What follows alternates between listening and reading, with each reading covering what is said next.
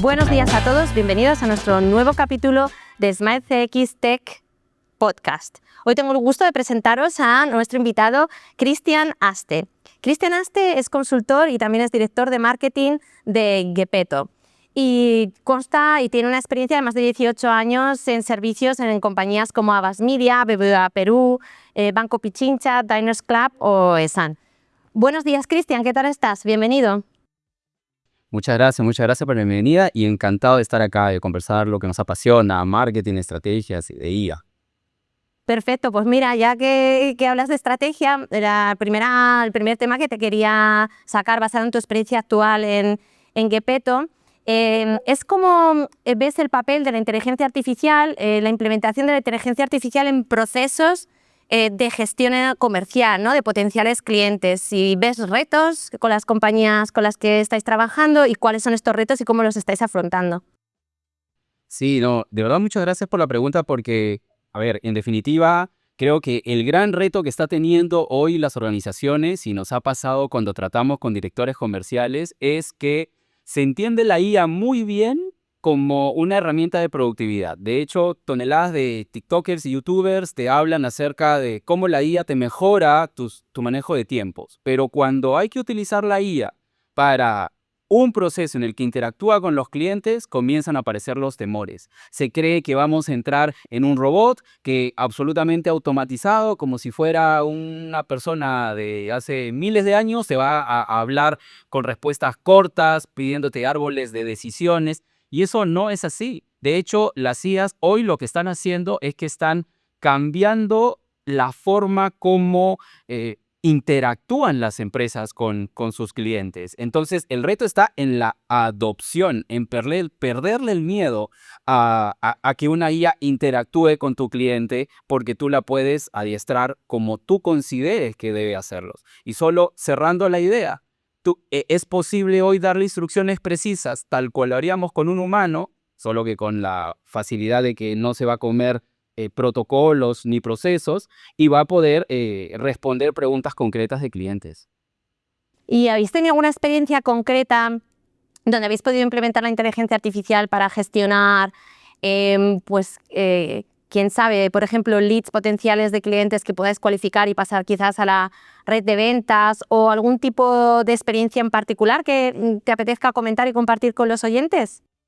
Por supuesto. De hecho, primero voy a contar la referencia. Nosotros trabajamos en el sector inmobiliario, trabajamos en industria también de educación.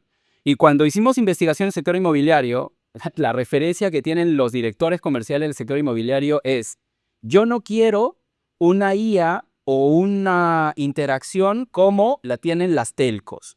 Lástima por las telcos, porque las telcos, como tienen millones de clientes, 13, 15 millones de clientes, te dan, cada vez que tú interactúas con ellos, opciones limitadas. Marca 1 si tienes un reclamo, marca 2 si tienes un problema con un servicio. Y ese se ha vuelto entiendo, en la industria, el paradigma del error, ¿no? El error es: yo voy a interactuar con una marca que solo me va a permitir opciones limitadas. Nosotros demostramos en el sector inmobiliario que cuando los clientes están interesados en comprar un inmueble, quieren ir conversando acerca de las áreas, las vistas, la distribución, la ubicación. Y la IA te permite, una vez que tú le das las instrucciones, responder con fluidez humana.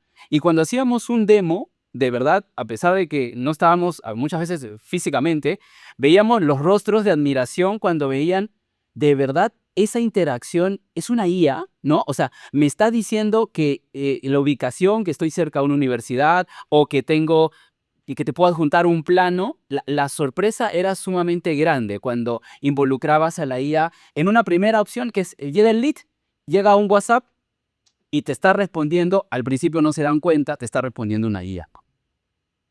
Bueno, está bien. A ver, me imagino que habrá procesos donde a lo mejor se complica un poco más el tema y tener un toque humano, una supervisión humana, pues siempre es importante, ¿no? Para mantener pues esta coherencia, ¿no? y gestión emocional de las personas, ¿no? Imagino, Cristian.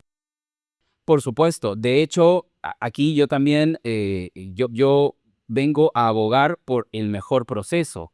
Lo que se ha ido descubriendo es que tú no puedes delegar a una IA el control total, por ejemplo, de la venta. No, la IA en la práctica que estamos conversando entra en un primer contacto, en la primera milla, cuando una persona inclusive puede estar, no tiene claridad sobre lo que quiere comprar y está explorando, pero una vez que ya comienza a decir, ok, este inmueble me parece interesante, o en el sector de educación, este programa, este diplomado, este curso, sí quiero recibir información más detallada. De hecho, la IA, como es una maquinaria que permite instrucciones, facilita el contacto con un vendedor, con un ejecutivo comercial. Y el valor que le da la IA es increíble porque te hace un resumen. Entonces al ejecutivo comercial, y esto, digamos, es rapidísimo de implementar, le llega un mensaje práctico. Cliente, Juan Pedro está interesado en el diplomado en marketing o en el inmueble del proyecto X con tales número de habitaciones. Con eso, tú tienes a una IA respondiendo los mensajes muy, muy masivos de los primeros leads y finalmente derivando al equipo comercial ya el cierre de la venta, la parte más humana, la parte en donde hay que convencer, de repente acompañar en una visita presencial o dando información muy, muy personalizada. Pues muy bueno el ejemplo, Cristian, gracias por compartirlo con nosotros. Y mira, aprovechando que tú trabajaste también, tuviste una experiencia laboral también en Avast Media, sabes que ellos elaboraron este estudio de Attention Hub, ¿no? Que nos parece muy interesante porque resalta la carencia de capacidad de atención que tiene el público hoy en día, ¿no? Y que en realidad nos dicen que tenemos 5 segundos para capturar la atención pues de los oyentes o del público antes de que pierdan la atención, ¿no? Qué importante es mantener la atención del cliente, del usuario, y qué importante es poder atraerla y luego mantenerla, ¿no? ¿Cómo crees tú que puede impactar esto, ¿no?, en los servicios de atención al cliente? O sea, ¿qué puede hacer un servicio de atención al cliente para captar una atención y luego mantenerla, ¿no?, en esos primeros 5 segundos que nos dan tan cortitos? Sí, de verdad, es que es súper retador, ¿no? Y yo le agregaría a la estadística de los 5 segundos, que tuvimos también en Avast un estudio en manos que nosotros mismos hicimos, en donde identificábamos que antes de la pandemia las personas podían interactuar con una empresa promedio, en servicios inclusive, por ejemplo, en 10 puntos de contacto. Un punto de contacto, el teléfono, WhatsApp o la web. 10, ¿ah? Una empresa. Después de la pandemia, ese número subió a 17. Y la estadística yo la dejé el 2021, así que ya imagino que debemos estar por encima de los 20 puntos de contacto por empresa. A ver, el gran reto que se tiene en atención, puntos de contacto y atención al cliente, o sea, la atención nuestra en mente y la atención al cliente, está en decirle cosas relevantes al cliente. O sea, que el cliente sienta, uno, que está continuando la conversación donde la dejó, porque no hay cosa más frustrante que hablar con una empresa que me saluda, se presenta el ejecutivo y recién tengo que explicarle de nuevo todo mi rollo y todos mis dolores y todos mis reclamos. O sea, que sienta que la conversación es fluida y, claro, la solución oportuna y la información adecuada. Me quiero centrar en este primer punto de la conversación, la continuación de la conversación. Cuando un cliente nos escribe, se contacta con nosotros, cualquier punto de contacto, es bien interesante porque nosotros como seres humanos que somos, tendemos a asociar que las empresas son como seres humanos. Entonces queremos congruencia. Queremos que si yo hice 5 reclamos, la empresa lo registre. Que la empresa sepa que yo tuve 5 reclamos y que no, mientras que va hablando conmigo, me diga, joven, pero no se olvide que podemos hacer un upgrade o que le puedo subir por $5, 5 euros, te mejoro el plan de algo. Ya, eso es frustrante si es que yo vengo de 5 reclamos. La IA nos ayuda a que eso se visibilice, que un ejecutivo que está atendiendo al público pueda ver, este cliente viene del producto XY, tiene 7 reclamos en los últimos 2 años, obviamente no es el cliente para ofrecerle un producto adicional. O sea, no solo, ni siquiera es un tema que corresponde a la atención como usuario, que te dejo un mensaje y me voy, sino es la atención y la solución del problema, que es lo que nos causa dolor en términos de atención al público, ¿no? Correcto, sí, sí. Bueno, pues me has respondido porque justo me estaba pensando, ¿no? Yo, pero no sé tú cómo lo ves, Cristian.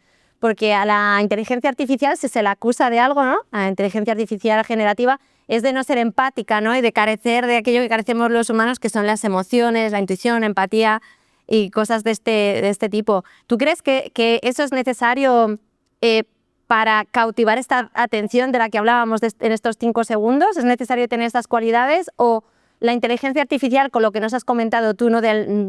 Con darte la información que tú necesitas y darte lo que tú necesitas y ser relevante para ti, es más que suficiente? ¿Qué opinas? Wow, esa es una súper pregunta. A ver, la inteligencia artificial llega a ser una herramienta que potencia mis capacidades de procesamiento, pero la inteligencia artificial puede ayudarme a la creatividad, pero no la va a reemplazar. Puede ayudarme a encontrar la relevancia de un cliente, pero no va a reemplazar aún. Tiene alguna brecha en que necesitas un componente humano para terminar de cerrar la empatía, pero es una herramienta que potencia. Entonces yo quisiera un poco ordenar la respuesta de tu pregunta de esta forma. En términos de cómo la emoción, el rol y el rol de la inteligencia artificial, a mí me gusta decir lo siguiente. Cuando he pasado por la industria publicitaria, la industria de comunicación en general, he ido descubriendo que hay 3 pilares, ¿ok? Entender lo que a un cliente le duele, la parte, el dolor, quiero decir, metafórico, su preocupación. La parte que tiene que ver con la creatividad en cómo abordo ese dolor, si es en publicidad, es lo que yo veo, si es en atención al público, es lo que yo le digo. Y finalmente, el medio, el soporte, ¿dónde estamos hablando? Que le resuelva el problema el cliente desde si es WhatsApp, en WhatsApp, si es presencial. Entonces, relevancia, creatividad, medio. Relevancia, creatividad, medio. En todos se necesita un componente humano que piense, pero la IA nos está ayudando a procesar la información de manera nunca antes vista. O sea, la creatividad sin insumo, sin información, es hueca. Entonces tienes el creativo que piensa, pero necesitas la IA que te provee de información.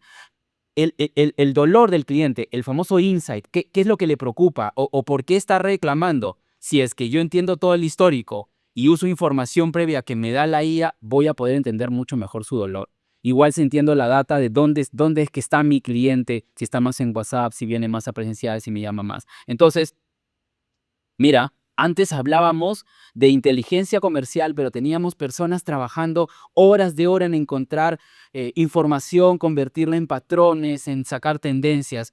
Hoy la inteligencia comercial se está reduciendo o se está facilitando muchísimo por la IA, pero el proceso sigue siendo el mismo, ¿no? ¿Cómo empatizamos con ese ser humano? Y bueno, súper interesante. Y estaba pensando también, volviendo, ¿no?, a la parte emocional, humana, de la que te hablaba, ¿no?, en este pequeño lío, pregunta en la que te he metido. Y me preguntaba, bueno, en el estudio mismo de Abbas que comentábamos antes, se dice que sin atención no hay emoción, ¿no? ¿Cuál crees tú que es el papel de la emoción, ¿no? ¿Qué papel juega la emoción para captar y retener la atención al cliente, ¿no? Yo me lo llevo a la parte siempre de la gestión de atención al cliente, pero si tú lo quieres ampliar, adelante. No, excelente, excelente. A ver, voy a contar una pequeña historia que de hecho lo vemos mucho en clase y yo lo vi en clase cuando era estudiante, ¿no? Cuando yo estaba en mi pregrado, los profesores me decían, la era de la razón en términos de atención al cliente, estrategias comerciales o comunicación, publicidad, la era de la razón ha acabado o no acabado, sino que ha cedido paso a la era de la emoción. Estamos hablando de hace muchos años. Y claro, todas las marcas entonces dijeron, perfecto, ese es el camino, vamos a emocionar a los clientes, a emocionar a los consumidores. Si tenemos que atenderlos, tenemos que meterle toda la carga emocional. ¿Cuál ha sido el problema? Que todas las marcas están entonces en un terreno emocional, pero ya a veces en un abuso. Ya si estamos hablando de un cepillo de dientes, hay emoción. Estamos hablando de una compra transaccional, un retail, hay emoción. Y la emoción no necesariamente en esos contextos es la que me resuelve el problema que le puede estar aquejando al cliente. ¿Qué aparece? Las marcas dijeron, ok, no me basta con la emoción, ¿qué le puedo agregar? Le agrego experiencias.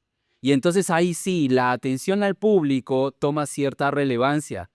Que yo te sorprenda en tu experiencia y tenga herramientas de información o que tenga un contexto grato, agradable, o que yo que yo delegue en mi personal la posibilidad de resolver problemas, hace que ya no sea solo la emoción, sino que yo tenga una experiencia grata. En la industria de comunicación y publicidad pues, aparecen activaciones, experiencias usuarios en web. Y diríamos, ok, perfecto, entonces qué maravilloso, ya llegamos a la cumbre de cómo enamorar al cliente. Pues no, porque entonces muchas marcas ya están metidas en experiencias y entonces, ¿cuál es el gran reto hoy? El reto hoy es que los consumidores somos tiranos, perdón la expresión, pero somos tiranos. Y cuando somos tiranos, ¿qué le exigimos a esa marca, a esa empresa? No me vendas ni razón, ni productos, ni emociones, experiencias, tampoco. Véndeme sentido. Véndeme propósito. Y entonces, claro, ahora ya podemos cerrar el círculo de una estrategia comercial. El centro de cómo enamorar al cliente, construir relaciones a largo plazo, está en el propósito. ¿Por qué? ¿Cuál es mi razón de ser como marca? ¿Cuál es la razón de ser de esta universidad, de SAN, de cualquier empresa, una marca de autos o una marca de cepillos de dientes? Si yo tengo una razón de ser clara, entonces, a partir de ahí se desprenderán experiencias, emociones, argumentos técnicos, fichas técnicas. A partir de ahí la IA me potenciará, los procesos o las personas estarán al servicio del propósito. Qué bueno, qué bonito esto de empezar siempre desde el porqué, ¿no? Efectivamente, el propósito y al final trasladar desde ahí, ¿no? Desde el propósito hacia afuera y no desde fuera hacia adentro. Es muy bonito. A mí eso me gusta también mucho, Cristian. Gracias por compartirlo. Y bueno, en un momento dado, cuando estabas también hablando, que te veo muy apasionado, lógicamente, de todo lo que puede hacer la inteligencia artificial en combinación con las personas, y hablabas de esta relevancia, de dar mensajes relevantes, de dar información relevante o dar cosas relevantes al usuario o al cliente, depende del contexto. Y cómo, el reto sería cómo hacer esto, ¿no? Cómo hacer esta personalización, también asegurándonos de que respetamos la privacidad del usuario, ¿no? Que también está hasta ahora muy de moda y es un tema bastante sensible. ¿Qué pensamientos tienes sobre esto, Cristian, que quieras compartir con los oyentes? Sí, es sumamente importante y yo creo que en todos los países revisaba que ya, en la Unión Europea obviamente hay una regulación muy estricta. En nuestro país, en Perú, de hecho, hay una legislación que ya debe de tener más de 10 años o más de 15 años de protección de datos. Eh, a ver, yo quisiera ir en orden y como de repente a veces ya me puedo permitir un poquito por edad traer historias anteriores. Claro, a ver, ¿dónde nace el problema? ¿No? Primero el problema nace porque nos enseñan en las escuelas de negocios, en los pregrados, necesitas información para cualquier cosa que hagas en comercial, en marketing, para convencer, para incrementar las ventas. Ok, la información entonces es mi insumo. Las malas prácticas decían, yo bajo argucias te tomo tus datos y los uso a mi favor, eventualmente en tu contra. Sin embargo, yo tengo primero una idea de que la principal fuente de información sí son los datos que el cliente me da, pero a veces olvidamos los datos que yo tengo. Entonces, este concepto del que hablamos en algún momento de inteligencia comercial, yo puedo usar mis propias ventas, mis propios productos, los productos que se están vendiendo juntos, los productos que salen y eventualmente los clientes los complementan con otros. Eso es inteligencia comercial. Los locales que más se venden, en fin. A partir de esa información yo encuentro perfiles de clientes inclusive. Entonces puedo saber qué cliente busca qué producto. Ok, ahora que ya tengo esa información de base, mi siguiente reto es pedir tanto la identidad como el consentimiento a un cliente para poder usar sus datos. Y te cuento una anécdota chiquita, sin mencionar la marca. La vez pasada paso por un supermercado y la señorita del supermercado me dice, señor, ¿nos permite su DNI para el programa de fidelización? Y yo le digo, señorita, no, gracias. Y en mi cara, yo que estoy relacionado a marketing, que enseño marketing, estrategias de fidelización y demás, veo cómo una señorita aprieta DNI 9999999. O sea, en el sistema de registro de DNIs y de clientes, de identificación del cliente, la señorita lo destruyó en un segundo. Así, le tomó 3 segundos destruir toda esa información. Entonces yo para ese supermercado era un cliente anónimo. Pero mira, Hay un reto, hay una cadena de farmacias aquí en Perú que ha creado un modelo simple, pero recontra funcional.